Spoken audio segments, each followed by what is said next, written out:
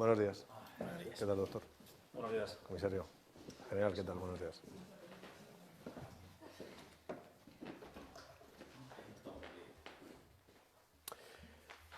Muy buenos días o buenas tardes, son las 12 y casi 2 minutos, una hora menos en Canarias. Comienza la rueda de prensa de los responsables técnicos del Comité de Gestión del Coronavirus.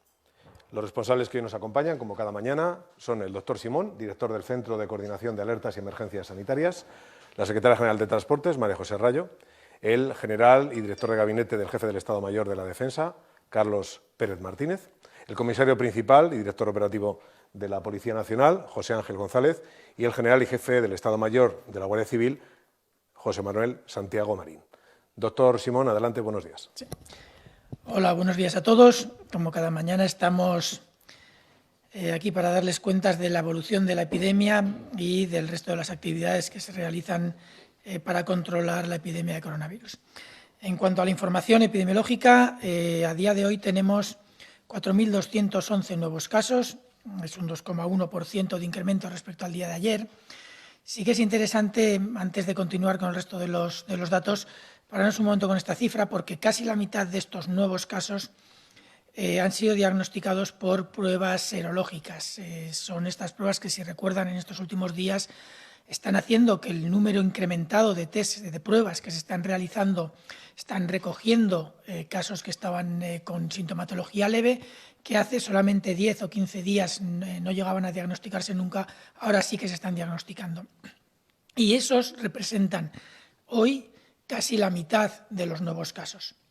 Los que son comparables a las cifras de hace una semana son la otra mitad, lo que es una cifra que, desde el punto de vista de la evolución de la epidemia, implica claramente que la evolución es la correcta y que además estamos teniendo una de las capacidades necesarias para empezar a pensar en una transición, que es la capacidad de detectar, diagnosticar y aislar correctamente a todos los casos, sean graves, leves o muy leves. Creo que es importante entender bien esta cifra porque, como les digo, va a ser clave en las próximas semanas. En las próximas semanas lo que buscaremos será detectar cada caso, por leve que sea, para poder valorar la posibilidad o no de ir abriendo medidas de control. Esta cifra hace que el total de nuevos casos ascienda ya a 208.389. También tenemos, obviamente, recuperados, más que estos últimos 2 o 3 días. Tenemos 3.401 casos recuperados, que supone un incremento de algo más del 4% de los casos que se habían visto hasta la fecha. En cuanto al número de nuevos casos ingresados en UCI y nuevos casos hospitalizados, tenemos incrementos del 0,8 y el 1,4% respectivamente, en la misma línea que estábamos observando en estos últimos días, sabiendo además que casi la mitad, tanto de los ingresados en UCI como de los nuevos casos hospitalizados, corresponden a una sola comunidad autónoma. La otra cifra, que es la que siempre más nos duele, es el número de nuevos fallecidos. Se mantiene en las cifras de estos últimos días, alrededor de los 400 casos, hoy son 435 casos. Saben también que esta cifra es una cifra que tarda más en observarse los resultados. Sí que es cierto que hemos tenido una evolución muy favorable respecto a la semana pasada. Esta semana nos hemos mantenido siempre por debajo de los 400 casos, en el rango de los 400 casos, mientras que estábamos la semana anterior en el rango de los 500, lo que ha supuesto a nivel de, si agrupamos los datos por semanas, un descenso importante, pero seguimos teniendo un número importante de fallecidos, que es uno de los objetivos, el tratar de reducirlo lo más posible. A nivel internacional, las cifras siguen siendo equivalentes a las de estos días. Seguimos teniendo un país que destaca por encima de los demás, notificando alrededor de 30.000 nuevos casos cada día, es Estados Unidos. Ya está claramente por encima de los 700.000 casos y las letalidades en los diferentes países son similares a las españolas en la mayoría de los países europeos equivalentes al nuestro, pero sí que es cierto que, como siempre, hay algunos que tienen una letalidad menor y siempre hemos comentado la situación de Alemania, que ahora mismo tiene una letalidad de alrededor del 3,2%. Al margen de eso, no hay mucha más información de interés. En las preguntas, si hay cualquier duda, la podemos aclarar. Y sin más le voy a ceder la palabra al general Carlos Pérez del Ministerio de la Defensa. Gracias, Fernando. Buenos días.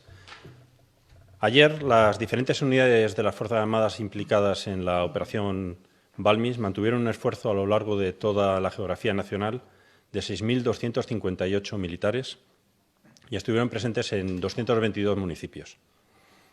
El día de ayer cubrieron todos los objetivos previstos, destacando desinfección de 63 residencias de mayores, 3 más de las previstas y con las cuales, además, ya hemos hecho la cifra redonda de 4.500, 9 hospitales y 14 centros de salud.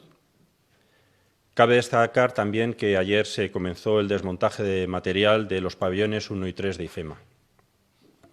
Hoy tenemos previsto actuar en 211 localidades y podemos destacar, entre otras, las siguientes actividades. Desinfección, continuamos en IFEMA, en la estación marítima de Ceuta, en la estación de Renfe de Cartagena, la estación de autobuses de la Plaza de Armas de Sevilla, los centros penitenciarios de Soto del Real y Murcia 1, las comisarías de la Policía Nacional en Reus y Tortosa, las comisarías de policía local en 9 localidades en Tenerife, 7 hospitales, 9 centros de salud y 67 residencias de mayores. Ayer llegó a Torrejón un Airbus A400 del Ejército del Aire con material sanitario donado por Estonia y también está previsto apoyar con transporte terrestre hoy desde el transporte de alimentos desde Mercalas Palmas y el Banco de Alimentos de Arinaga con destino al centro de distribución de Arguineguín. Continuamos, además, con labores de formación en desinfecciones por parte de la UME a bomberos en Málaga y, además, asesoramos a varias residencias en la provincia de Jaén. Ayer les expuse la importancia de la logística también en este tipo de operaciones, hablando de la Brigada Logística del Ejército de Tierra, y específicamente su participación en la crisis del COVID-19. Y hoy me gustaría hablarles de la participación de algunas unidades de la Armada Española en esta operación. La Brigada de Infantería de Marina, Tercio de la Armada, que tiene su sede en San Fernando, ha efectuado 279 actividades de presencia en la provincia de Cádiz, prácticamente todas. Ha efectuado 278 desinfecciones de instalaciones de servicios esenciales y 59 apoyos a entidades sociales. Los 1.130 militares que han participado hasta ahora en Balmis han recorrido más de 100.000 kilómetros.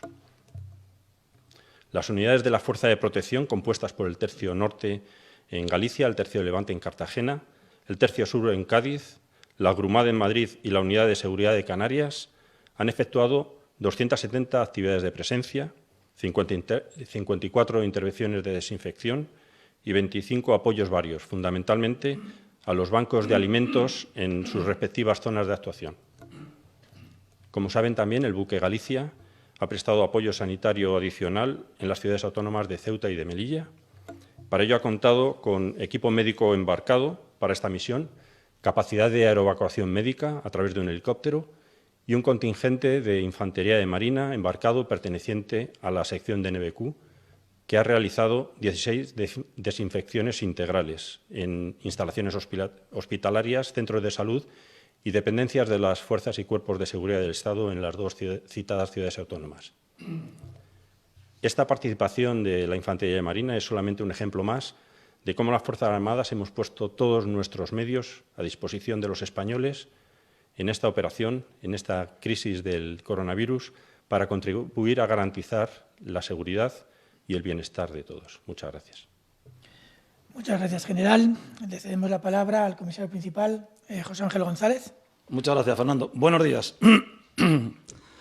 Comienzo hoy mi intervención dando las gracias y expresar todo nuestro afecto a todos los sanitarios que en este momento se encuentran confinados, pasando esta enfermedad o en cuarentena.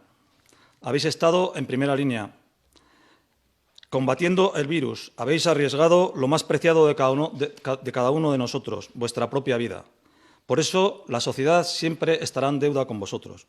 Como ya decía el otro día, no desfallezcáis y seguir adelante. Os necesitamos. La policía valora el sacrificio y el titánico esfuerzo que todos los profesionales sanitarios estáis desarrollando día a día. En cuanto al número de detenidos y actas, en las últimas 24 horas, el número de personas detenidas ha sido de 83, suponiendo un incremento del 3,1% desde que entró en vigor el Real Decreto. Hacen un total de 2.737. Respecto a las sanciones, en las últimas horas se han tramitado 3.393, lo que supone un total de 173.068 desde el comienzo del estado de alarma, lo que supone un incremento del 2%, pero me gusta destacar que hay una bajada del 14,2% en comparación con el día anterior. Respecto al cierre de fronteras interiores con Francia y Portugal, en las últimas 24 horas se han realizado 263 denegaciones de entrada. Se han controlado 14.834 vehículos y no se ha realizado ninguna detención. Desde que comenzó esta crisis sanitaria, muchos de los recursos humanos y materiales de la Policía Nacional han sido destinados a apoyar las medidas para frenar la pandemia. Pero, como he comentado en varias ocasiones, nunca descansamos. Nuestra labor continúa y seguimos luchando con dedicación y eficacia contra los distintos tipos de delincuencia. Y en esta ocasión hemos procedido a la detención de 3 personas relacionadas con el terrorismo yihadista, detectando y neutralizando a una persona que retornaba de zonas de conflicto. La operación ha tenido lugar en Almería, culminando con la detención de uno de los combatientes terroristas más buscados de Europa, tanto por su trayectoria criminal en las filas del Daesh como por su alta peligrosidad.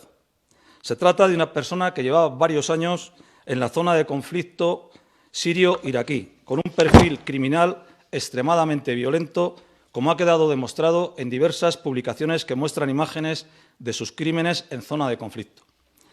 En la investigación de la Comisaría General de Información, que ha contactado con la colaboración del Centro Nacional de Inteligencia y de la Comisaría de Almería, fueron detenidas otras 2 personas junto al terrorista. Esta importante operación es una muestra de que, a pesar de la crisis sanitaria, la Policía, el CNI y la Judicatura siguen colaborando activamente en la lucha contra el terrorismo.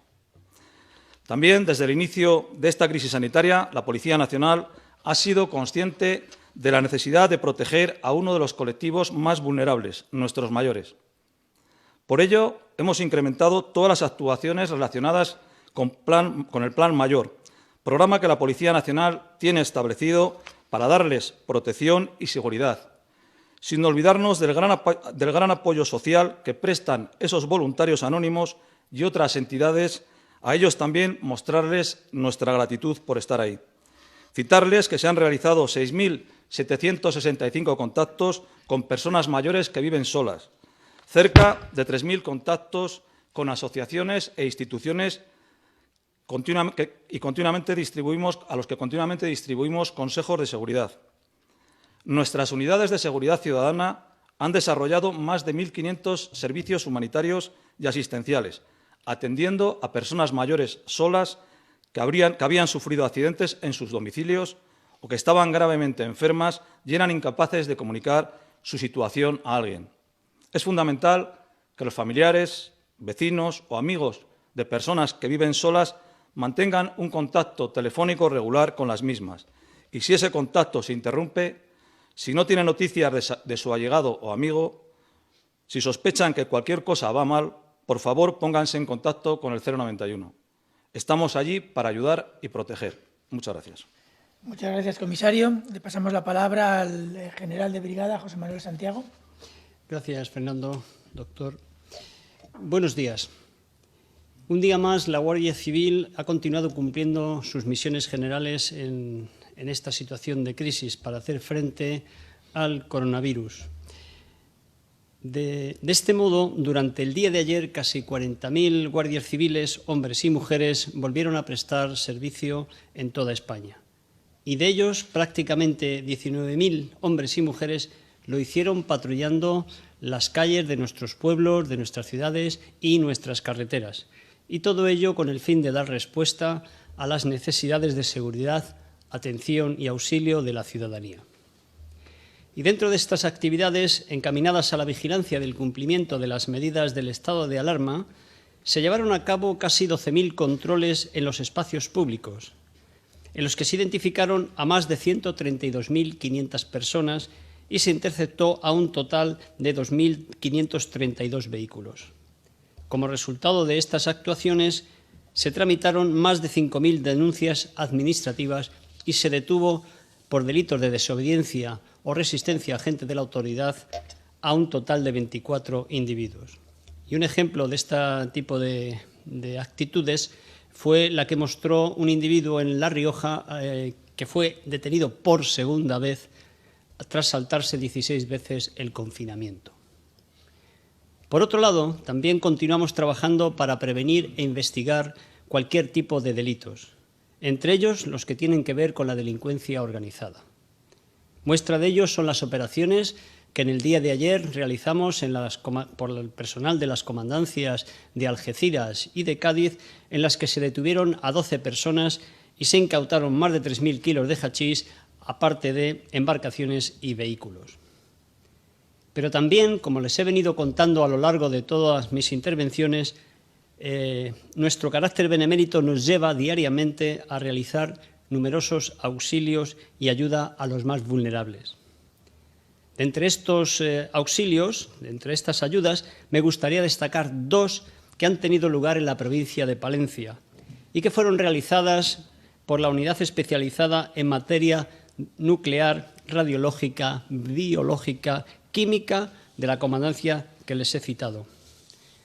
Allí, los especialistas impartieron formación a personal de las residencias y de los centros de mayores sobre procedimientos y protocolos de prevención de la infección y contagio del COVID-19 y también colaboraron para hacer llegar material escolar y libros de texto correspondientes al tercer trimestre del curso a unos alumnos de educación infantil y primaria que viven alejados de los centros de enseñanza.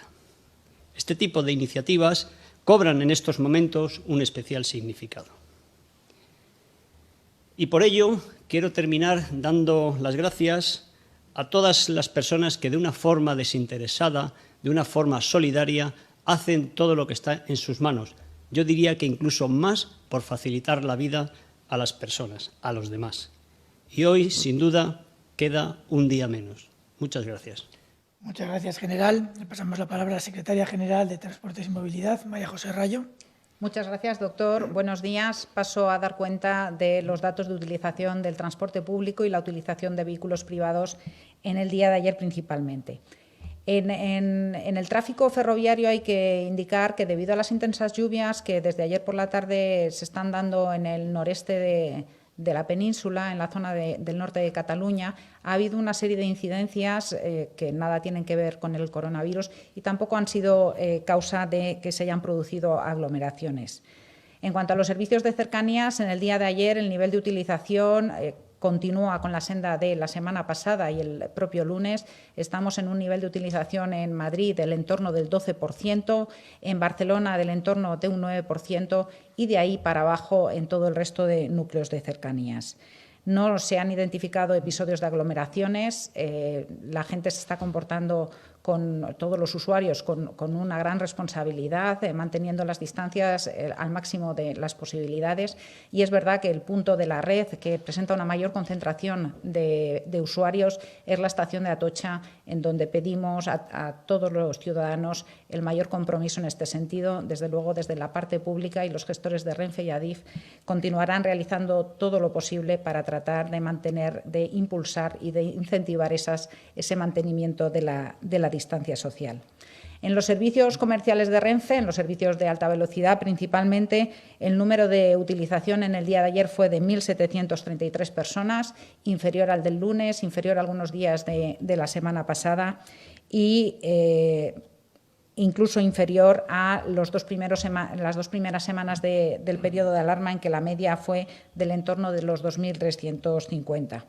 También continúan muy bajas, hay pocas variaciones de unos días para otros las cifras de utilización del autobús de larga distancia. Seguimos con unos niveles de utilización del 2, 3, 4% en función de las líneas y también ligeramente superiores a los de la semana pasada. También las operaciones de transporte aéreo, los vuelos, continúan en niveles del 5% de la media equivalente del año pasado. Ayer, en toda la red de aeropuertos de AENA, el número de operaciones fue de 309. Es un número que también entre 250 y 300 se mantiene en ese entorno todos los días, de los cuales 81 fueron para conectar con las islas u operaciones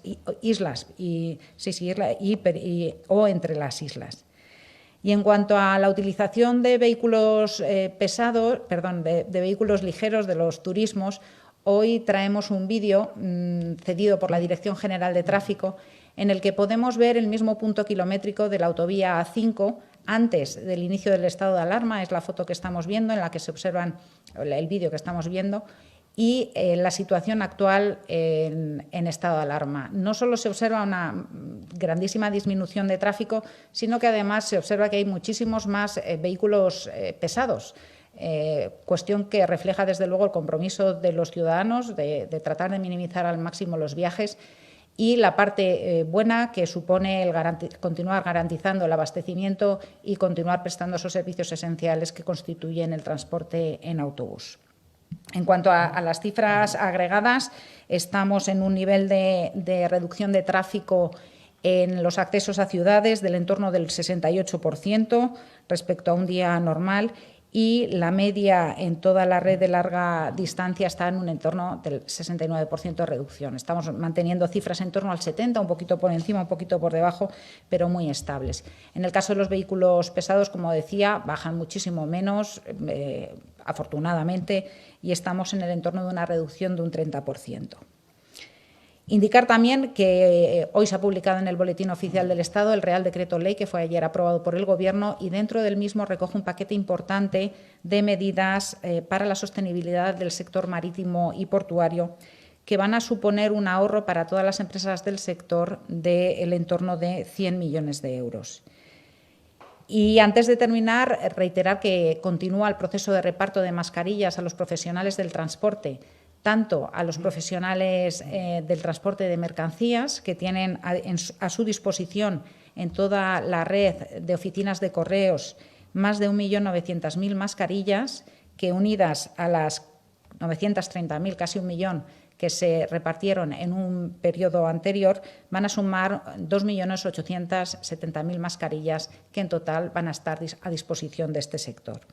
Y también ayer terminó el proceso de reparto de estas mascarillas a las comunidades autónomas para que a su vez lo repartieran a los profesionales, a los trabajadores de los servicios que forman parte de su competencia, los autobuses, líneas de metro, etcétera.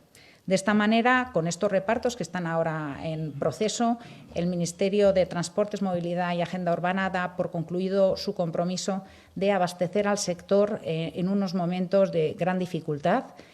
Se ha hecho un esfuerzo muy importante tanto para adquirir estas mascarillas como en el proceso de reparto en todo el territorio nacional. Y eso es todo por mi parte. Muchas gracias. Muchas gracias, secretaria. Bueno, hacemos una pequeña reflexión sobre la situación actual y los próximos días y pasaremos rápido a las preguntas. Bueno, yo creo que todos son conscientes de las informaciones que surgieron ayer. Todos sabemos que hay un descenso importante de la transmisión. Nos queda verificarlo y, sobre todo, nos queda garantizar la estabilidad de ese descenso. Mientras no tengamos todo esto verificado y garantizado, obviamente tenemos que tener mucho cuidado y mantener un control de los comportamientos de riesgo importante. Esto es una de las razones por las que no podemos entender que estamos ya abriendo, sino que todavía mantenemos una situación de restricciones de la movilidad muy importantes. Pero sí que es cierto que, como dijo ayer el ministro en su comparecencia, se pueden ir progresivamente implementando medidas de alivio, creo que lo llamó. Para poder implementar las medidas de alivio y para poder más adelante empezar a valorar, empezar a reducir las medidas de restricción de la movilidad, se tienen que dar una serie de circunstancias que son importantes. Entre ellas tenemos que garantizar que si esas medidas tienen el riesgo de que haya pequeños episodios epidémicos, aunque para nada relacionados con la magnitud que hemos estado viendo hasta ahora, obviamente tenemos que tener una capacidad asistencial que no vaya a verse afectada como se vio afectada hasta ahora. Los servicios asistenciales están haciendo un esfuerzo por adaptarse a esas posibles situaciones y por garantizar esto. Tenemos además que garantizar unos sistemas de información que nos permitan ir evaluando constantemente la situación de la forma más rigurosa posible y sobre todo más detallada posible para poder detectar de forma precoz cualquier señal que nos incite a tener que tomar de nuevo algunas medidas de mayor control.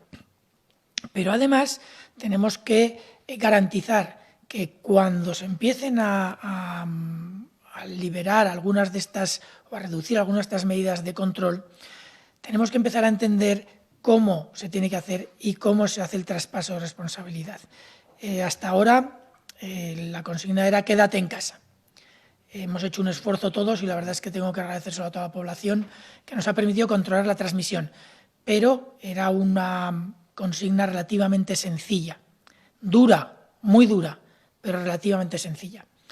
Dentro de bien poco vamos a empezar a tener situaciones en las que,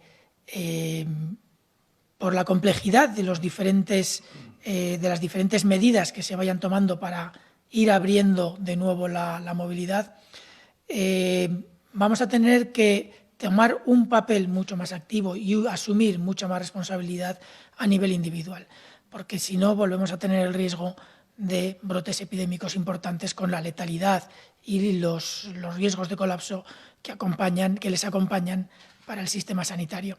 Por lo tanto, yo creo que debemos entender muy bien cómo va evolucionando los datos y cómo nos van a ayudar. Hoy hemos visto que ha habido un pequeño incremento de casos, pero sabemos que ese incremento de casos se debe a que estamos empezando a cumplir una de las condiciones.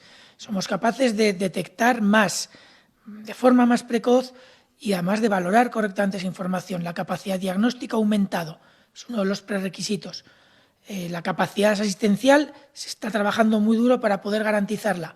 Es otro de los requisitos. Los sistemas de información se están mejorando también. Ahora tenemos que ir nosotros, como ciudadanos, progresivamente concienciándonos de que a medida que esas medidas ahora mismo muy restrictivas vayan cambiando, tendremos que asumir la parte que nos toca para que los comportamientos individuales de riesgo sean los mínimos posibles. Y yo creo que lo dejo ahí y pasamos a las preguntas. Muy bien. Doctor, pues vamos a las preguntas. Algunas de ellas ya se ha apuntado la respuesta en este último resumen que ha hecho. A pesar de todo, se las formulo en relación precisamente con los repuntes. Medios como Radio Intereconomía o Catalunya Press o Diario 16 formulan lo siguiente: ¿a qué cree que se debe el repunte de fallecidos por el COVID? A pesar del repunte, dice Catalunya Press. Diario 16, a pesar del repunte en los datos, van las cosas según lo previsto. O Radio Intereconomía, la cifra de contagiados vuelve a subir, corresponde al incremento en el número de test rápidos que se están realizando. Ya han pasado más de 10 días desde que se reiniciara la actividad no esencial.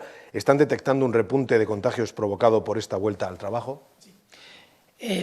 Voy a empezar por el final, primero porque es la pregunta de la que más me acuerdo. Bueno, llevamos mucho tiempo explicando cómo se recogen los datos y qué retrasos hay en la información. Y obviamente es ahora cuando tenemos que empezar a ver si ese, digamos, efecto de parar el permiso retribuido recuperable, ha tenido algún impacto o no en la transmisión. Lo cierto es que no estamos observando que haya tenido un impacto. Puede haber pequeñas variaciones que tenemos que interpretar. Como digo, el efecto se está empezando a ver en estos días, ayer, hoy, mañana. Por lo tanto, tenemos que tener cuidado, pero también sabemos que estamos haciendo muchas más pruebas y muchas más pruebas serológicas que detectan las defensas en personas que se infectaron y estaban aisladas hace ya un tiempo relativamente largo. Por lo tanto, no se ha visto ahora mismo, no sabemos lo que pasará mañana, obviamente, pero hasta la fecha no hemos visto un repunte significativo en ese número de casos. Sí que hemos visto casi más el efecto de nuestra mayor capacidad de realizar pruebas diagnósticas, tanto por PCR, todos sabemos que la PCR detecta al virus y por lo tanto implica a una persona con infección, como de realizar pruebas de anticuerpos, que según las características de la persona, si tiene o no síntomas, y según el tiempo transcurrido desde esos síntomas hasta que se hace la prueba, pueden indicar haber pasado o no una infección o estar en ese momento infectado. Por lo tanto, la interpretación es diferente. Pero sí que vemos que tenemos un incremento importante en ambos tipos de pruebas. Y aún así, la evolución de los casos sigue con una tendencia ascendente. Esos pequeños altibajos que estamos observando desde el inicio de la epidemia y que son normales en todas las epidemias, pero sigue manteniendo, si miramos las tendencias un poco más a largo plazo, una tendencia descendente. Los fallecidos sí que es cierto que han subido desde los 399 que tuvimos hace 2 días, pero claro, hace 2 días era lunes. Todos sabemos también, porque llevamos ya tiempo oyendo la información que vamos dando, yo creo que la población ya sabe que los datos de los fines de semana siempre llevan un poquito más de retraso que otros y se observan, ese efecto se recupera normalmente el martes, algunas veces entre el martes y el miércoles. Entendemos que estos repuntes mantienen más o menos las tendencias habituales. Sabemos que la letalidad es más lenta en su descenso de lo que estamos viendo, la mortalidad, de lo que estábamos viendo hasta ahora, entre otras cosas porque tarda más. Si una persona tarda alrededor de 5 días de promedio en desarrollar síntomas desde que se infectó, unos cuantos días más en ir al médico y al menos 24 o 48 horas en recibir el diagnóstico y notificarse, luego tenemos que esperar a que se resuelva o fallezca. En la situación triste en la que fallezca, obviamente han pasado ya un periodo mucho más largo y por lo tanto la evolución de los fallecidos siempre es más estable, como hemos dicho siempre, pero siempre va con un poco más de retraso que en la de los nuevos casos o de los hospitalizados o incluso de los ingresados en UCI.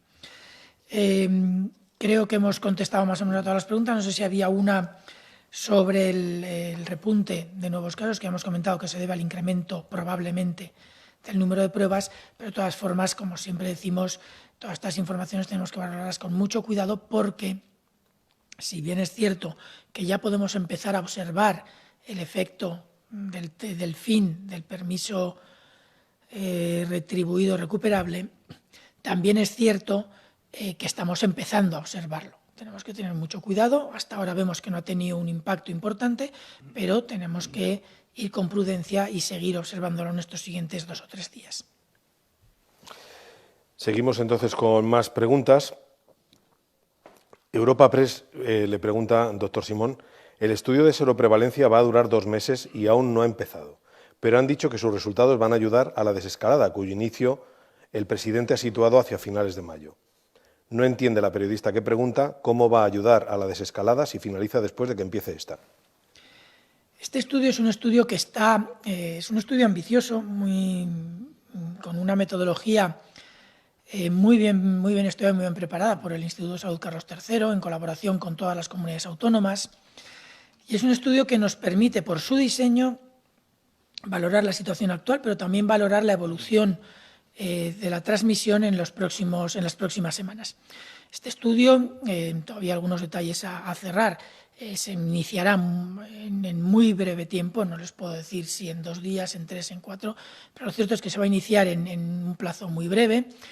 Faltan algunos detalles de cerrar, básicamente de aspectos logísticos de coordinación con las comunidades autónomas, pero este estudio en concreto nos va a empezar a dar resultados ya desde el final de la primera semana de desarrollo.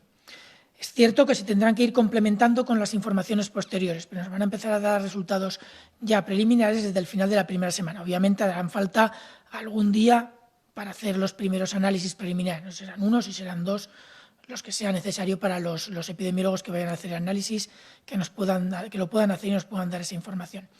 Pero sí que es cierto que desde la primera semana de inicio podremos empezar a tener algún resultado preliminar y si no, como muy tarde, desde la segunda semana.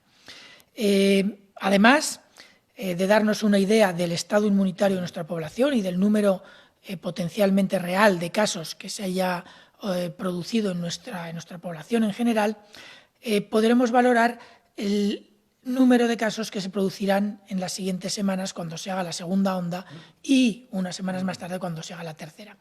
Esto se tiene que hacer así porque obviamente la epidemia todavía no ha terminado en nuestro país.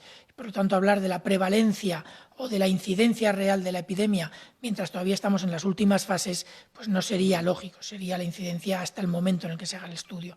Pero es suficiente para permitir reorientar las medidas de control o de transición en caso de que sea necesario reorientarlas. Es cierto que es una información muy importante, muy interesante en el momento en que la tengamos, pero también es cierto que por la información que tenemos podemos hacer posibles estimaciones de la incidencia real que está teniendo la epidemia. Esta es importante, los estudios son importantes para confirmarla, porque las estimaciones ya sabemos que a veces nos llevan a situaciones que no son las más exactas, pero sí que es cierto que nos permiten empezar a trabajar en los planes de transición. Como se puede imaginar, doctor Simón, hay muchas preguntas relacionadas con el asunto de los niños. Trato de agrupar algunas. La sexta: ¿avala el comité de expertos que los niños vayan al supermercado? El Huffington Post: ¿deberían llevar los niños mascarillas cuando salgan a dar un paseo? ABC: respecto a los múltiples cambios que se dieron respecto a las salidas de los niños, ¿había un plan fijado con antelación? ¿Se les ha consultado sobre esto? ¿Qué opinan de la primera opción de la salida de los niños a los supermercados? ¿La primera decisión se adoptó de acuerdo con los expertos según el Gobierno? ¿Es así? Podríamos seguir. Cadena SER añade además: le gustaría saber qué va a pasar con los menores de edad entre los 14 y 18 años. ¿Van a poder salir ellos también a pasear? Parece que esa franja de edad se ha obviado. Bueno, vamos a ver, yo entiendo que cualquier persona que piense que tenga esperanzas de salir inmediatamente y que de pronto piense que las esperanzas se cortan, yo entiendo que se puedan, ha dicho la palabra agobiado, podría ser. Vamos a ver, vamos a ir una a una.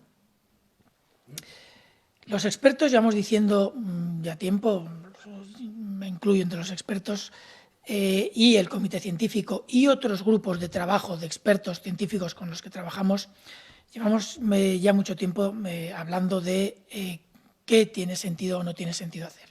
El problema es que lo que nosotros planteamos tiene que ser luego factible y se tiene que poder verificar, comprobar e implementar correctamente. Por lo tanto, todo lo que los expertos digamos tiene que estar modulado luego por muchos otros factores y por muchas otras variables que nosotros desde Sanidad no controlamos. Por lo tanto, no piensen que lo que diga un experto sanitario tiene que implementarse exactamente como dice. Desde el punto de vista epidemiológico, lo que nos interesa es eliminar los comportamientos de riesgo. Los comportamientos de riesgo son aquellos que pueden implicar una transmisión entre una persona infectada y una persona todavía vulnerable o susceptible. Entendemos, y desde el primer momento se ha dicho, que cuando es necesario hacer una acción radical para evitar el colapso de UCIs, esas acciones radicales se tienen que hacer y se han hecho. Y eso ha permitido que nuestras UCIs, pese a que se han tenido que incrementar masivamente, y tenemos, si no recuerdo mal, creo que son 2,5 veces la capacidad habitual de UCIs, porque se han incrementado para responder al COVID, y aún así han tenido unas tasas de ocupación muy altas por culpa de esta epidemia, pero hemos conseguido que, con muchos esfuerzos y con problemas muy graves en algunas UCIs, que en general en España se haya eliminado el riesgo de colapso, diciendo de nuevo que en algunos lugares no se llegó realmente a conseguir y estuvimos al límite, muy al límite. Entonces, dicho eso, una vez que se ha conseguido esta situación y empieza a descender la curva de transmisión, tenemos que entender que las medidas tan radicales obviamente se pueden ir, como ya he dicho que decía ayer el ministro, me parece que la palabra aliviar, me parece una expresión correcta, se pueden ir aliviando. Y se pueden ir aliviando siempre y cuando ese alivio no implique un incremento de riesgo. Yo creo que es fácil entender para todos que un núcleo familiar que está viviendo junto en su casa durante todo este periodo supone el mismo riesgo de transmisión en su casa que en un sitio donde están ellos solos. Por lo tanto, el pasear ellos solos ahora mismo no supone un riesgo siempre y cuando no se junten con otras familias donde pueda haber casos o donde pueda haber susceptibles y pueda haber intercambio del virus. Por lo tanto, los técnicos, todos los grupos de técnicos, de expertos, siempre hemos estado tratando de plantear las acciones respecto al punto de vista del riesgo. Luego, obviamente, la implementación es muy complicada, porque a medida que vamos viendo situaciones que suponen o no riesgo, se van generando excepciones. Esto es muy difícil de implementar y entendemos que se tienen que buscar las medidas intermedias para reducir esos riesgos y al mismo tiempo ir progresivamente abriendo o reduciendo las medidas de restricción de la movilidad en el momento adecuado y siempre y cuando las indicaciones de la evolución de la epidemia nos lo van permitiendo. En cuanto a los supermercados, obviamente en los supermercados se han implementado medidas para reducir riesgos, pero sí que es cierto que en el supermercado probablemente hay una proximidad mayor que si una familia se va sola a pasear por una calle. No quiere decir que hay un riesgo mucho más elevado. O sea, el mantener las distancias, el mantener las medidas de precaución que siempre hemos comentado, implican que el riesgo se reduce a límites mínimos. Pero sí que es verdad que no tendría sentido que los supermercados volvieran a masificarse. Por lo tanto, hay que tener cuidado. Si las familias pueden sacar a pasear ellos solos a sus hijos, pues bueno, a lo mejor pueden no llevarlos al supermercado, pero ya digo que no supone un riesgo excesivo siempre que se mantengan las distancias que estamos recomendando desde el principio de la epidemia. Si tienen que llevar o no mascarillas, las mascarillas son una recomendación. Tenemos muchas otras medidas que son importantes. Ese distanciamiento es fundamental y obviamente si vemos que vamos dirigiéndonos a una zona donde hay una aglomeración de personas, como puede ser el supermercado, pues quizás merece la pena darse la vuelta y esperar un rato a que haya menos. En cuanto a un plan prefijado, no entiendo muy bien lo del plan prefijado. Es un plan prefijado, entiendo que para ir progresivamente levantando las medidas de restricción de movilidad. Les he comentado en estos últimos días que sobre la mesa hay muchas opciones. Todas esas opciones se barajan, se discuten, se valora el impacto que pueden tener o no en el incremento de riesgo, si es que lo tienen, y luego, con grupos multisectoriales, tenemos que valorar cómo de implementables o no son. Creo que ya les hemos comentado muchas veces que lo peor que podríamos hacer es proponer una medida que no pudiéramos implementar o ejecutar correctamente. Hemos hablado en estos días, porque ha habido preguntas múltiples, de los grupos vulnerables, hemos hablado del deporte individual, se ha hablado del paseo, aunque no fuera, también es deporte individual, se ha hablado de los niños, se ha hablado de muchas de estas medidas que siempre han estado sobre la mesa y que se han valorado tanto desde el punto de vista técnico-sanitario y del riesgo, como desde el punto de vista de su implementación. Obviamente, implementarlas todas a la vez es complicado y nos puede poner en una situación en la que repuntemos drásticamente en el número de casos, con lo cual volveríamos a poner al sistema en una situación crítica y eso no lo queremos. Al margen de eso, todas estas medidas que se discuten desde hace muchas semanas para ver cuáles tienen más o menos sentido, cuáles son más factibles o no, están siempre ahí. No hay un calendario, como algunos quieren, exacto, porque además va a depender del efecto que vayamos viendo de la introducción progresiva de algunas de ellas. Recuerdo una de las preguntas, la franja de edad entre 14 y 18. Sí, y ya añado, por ejemplo, de la COPE, insisto en que son muchísimas las preguntas, porque la norma habla de un adulto y un niño o niña. Pregunta la COPE, ¿debe limitarse a un solo hijo cada paseo o puede un mayor salir con varios a la vez? ¿O podrá? Claro. Yo entiendo que el Ministerio de Sanidad tiene que redactar una orden con una especie de guía de cómo se tiene que hacer esto, y en esa guía es donde se propondrá el número de niños o no un número de niños o las condiciones con las que se va abriendo todo esto. Ahora mismo no podría decirle si se limitará a un niño o no, será la orden que hace el ministro, que firma el ministro, la que lo decida al final. Nosotros, el equipo del técnico, estaremos en las discusiones, entiendo, y luego la orden incluirá al menos parte de lo que nosotros propongamos, entiendo. Pero las discusiones empezaron ayer y van a durar todavía unos días hasta que se defina la orden. Por lo tanto, no puedo dar mucha información sobre eso. En cuanto a la franja de edad de 14 a 18 años, la verdad, yo no soy muy bueno interpretando legislación, pero yo entiendo que los niños de 14 a 18 años ya podían salir a hacer actividades necesarias, podían salir a hacer la compra, podían salir a hacer otra serie de a la farmacia, a comprar el pan. Yo entiendo que podían hacer otra serie de actividades que hasta cierto punto podían relajar un poco la situación de confinamiento. Incluso podían salir a pasear los perros para aquellos que los tuvieran. Por lo tanto, en principio la decisión que hay ahora mismo sobre la mesa es hasta los 14 años. Yo entiendo que es razonable, pero bueno, en los próximos días se planteará la versión final. Hispanidad pregunta a los responsables de Interior si perciben un incremento de las rupturas del confinamiento. ¿Consideran que la gente está tan convencida como hace 4 semanas de la necesidad de ser tan riguroso con la reclusión domiciliaria? Hombre, yo ayer ya comentaba y además empecé mi intervención felicitando a la gente por su civismo, por su solidaridad, y además ayer comentaba que los datos de detenciones y datos de actas por incumplimiento han descendido, con lo cual yo creo que en este momento la gente que está todavía más concienciada de no salir. El Faro de Melilla pregunta también, comisario, hoy se produce la primera salida del CETI de Melilla desde que comenzó el estado de alarma. ¿Por qué este cambio de parecer? ¿Se plantean seguir dando traslados al centro? Recuerda que este centro alberga al doble de inmigrantes de su capacidad. Sí, efectivamente. El CETI de Melilla actualmente tiene 1.670 extranjeros en su interior. Es el doble de su capacidad. Estamos intentando, como bien ha dicho, hoy sacamos un primer viaje de 51 que vienen aquí a la península, que los recepcionan ONGs. Estamos intentando el viernes de esta misma semana, también otro viaje de otros 21. Nosotros, en la medida que podamos, intentaremos ir sacando gente del CETI.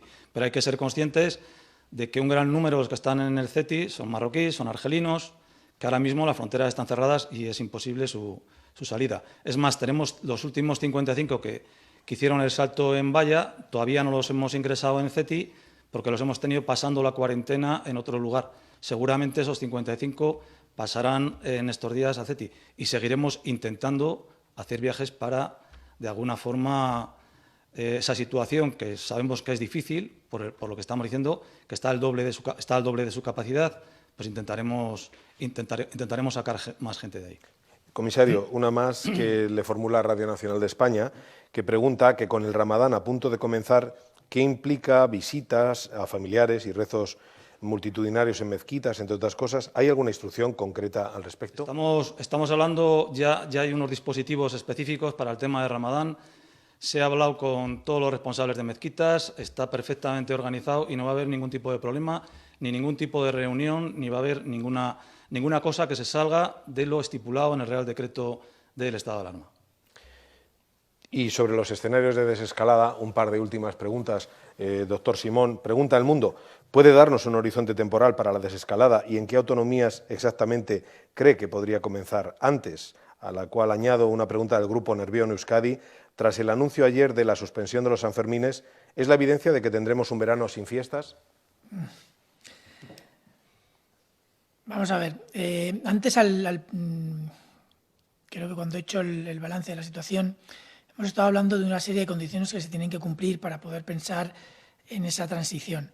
Tenemos que tener la garantía de que en caso de que haya un repunte de casos o nuevos brotes epidémicos, aunque vayan a ser menores que lo que hemos visto hasta ahora, tenemos que garantizar que nuestro sistema va a ser capaz de tratarlos correctamente, de absorberlos y de garantizar un tratamiento lo mejor posible, como siempre lo intenta todo nuestro sistema sanitario. Eso tenemos que garantizarlo. Hasta que eso no esté claramente disponible, no se puede pensar en ninguna opción de transición. Además, tenemos que ser capaces de hacer un seguimiento bueno, estricto, de alta calidad y, sobre todo, muy oportuno en el tiempo para poder valorar cómo evolucionan los posibles casos y detectar de la forma más precoz el inicio de esos posibles rebrotes epidémicos, para poder controlarlos a tiempo y que no tengan una expansión geográfica como ha sucedido en el primer momento en todos los países. Una vez hechos esos dos aspectos, tenemos además que garantizar la capacidad para primero detectarlos, como ya hemos dicho, pero además diagnosticarlos y controlar cada caso que aparezca y a sus contactos, y ser capaces de sacar el riesgo de la población general. Si podemos garantizar esas tres, en el momento en el que podamos garantizar esas tres condiciones, y estamos trabajando muy duro todas las comunidades autónomas y el nivel central para poder garantizar estas tres condiciones, es cuando se podrá empezar a plantear una posible transición. Yo espero que eso se pueda garantizar pronto. Hasta que no lo tengamos claro, obviamente tenemos que ser muy, muy prudentes. Por lo tanto, dar unas fechas concretas sería ahora mismo todo lo contrario, sería imprudente.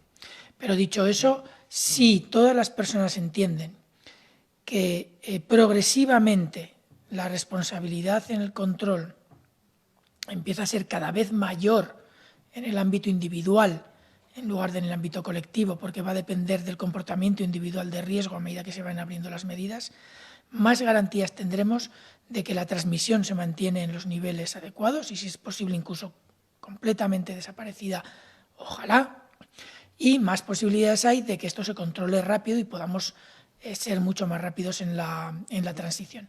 Pero lo cierto es que dar unas fechas ahora yo creo que sería una acción imprudente, cuando lo que estamos tratando de transmitir constantemente es prudencia, tanto a la población como también a los que ofrecen el criterio técnico y a los que toman decisiones.